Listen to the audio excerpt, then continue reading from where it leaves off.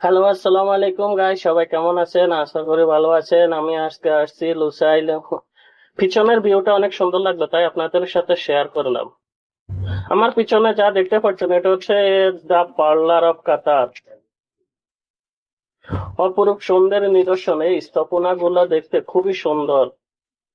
আমার হাতের ডান পাশে রয়েছে ইউডিসি টাওয়ার এবং বাম পাশে রয়েছে দ্য ভিউ হসপিটাল। এই হসপিটালটা মূলত একটা প্রাইভেট হসপিটাল, আর হসপিটালের ঠিক অপোজিট সাইডে রয়েছে আপনার ইউডিসি টাওয়ার।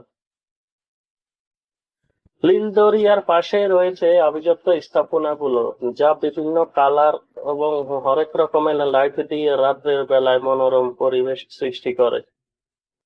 সামনে বিশাল সমুদ্র, ব্যালকনিতে বসে সমুদ্রের ফ্রেশ হাওয়া গায়ে জড়ানোর অনুভূতিটাই অন্যরকম। এই যেন এক অন্যরকম অনুভূতি।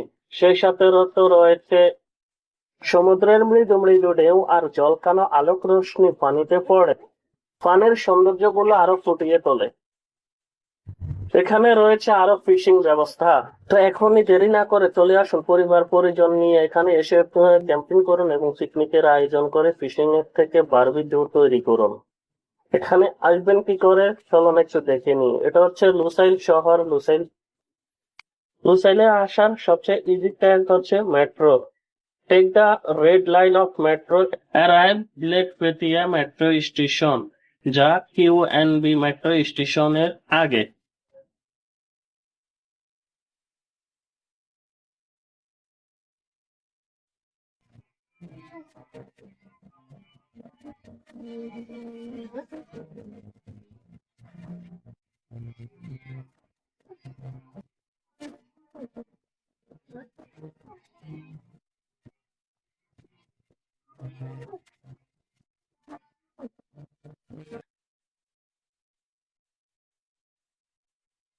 এটা হচ্ছে লেক ফেতিয়া মেট্রো স্টেশন।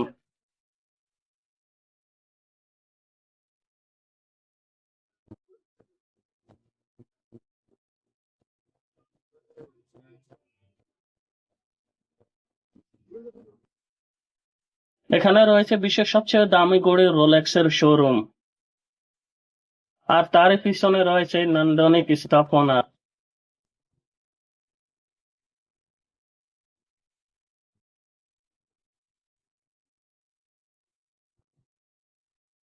আপনি এখানে আসলে আরো দেখতে পাবেন দ্য মুন টাওয়ার, যেটা দেখতে সম্পূর্ণ চাঁদের মতন এবং চকচকে।